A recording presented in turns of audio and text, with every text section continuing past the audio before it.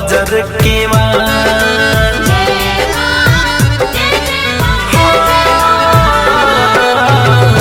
मारे डहार कैसे आई दुबार लागल बाटे रौर बजर के मार आरती उतारी कैसे लगवा से आरती उतारी कैसे लगवा से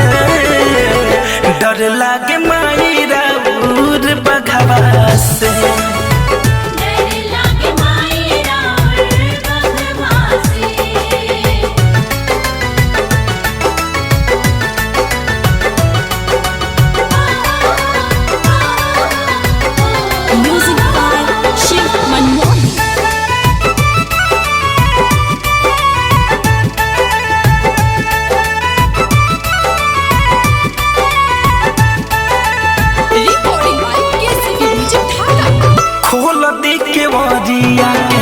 सुनो ये मयरिया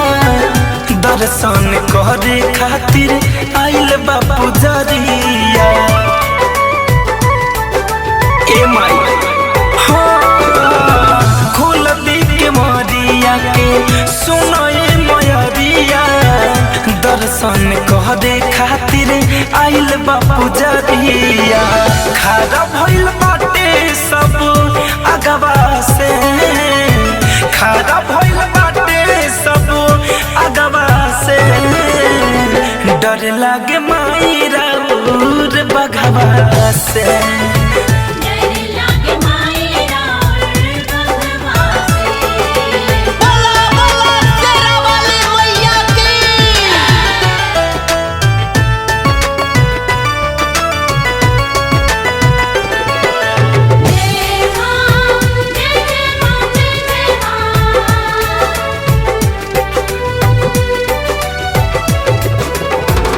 झोलू से वकवा खारा भइल कर जोर हो ए माई देखत रहिया हो गइल भोर हो झोलू से वकवा खारा बात कर जोर हो ए माई देखत रहिया हो गइल भोर धनंजय के छाया दे दी अचरवा से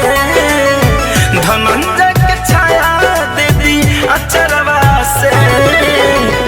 डर लागे माई राउर बघवा से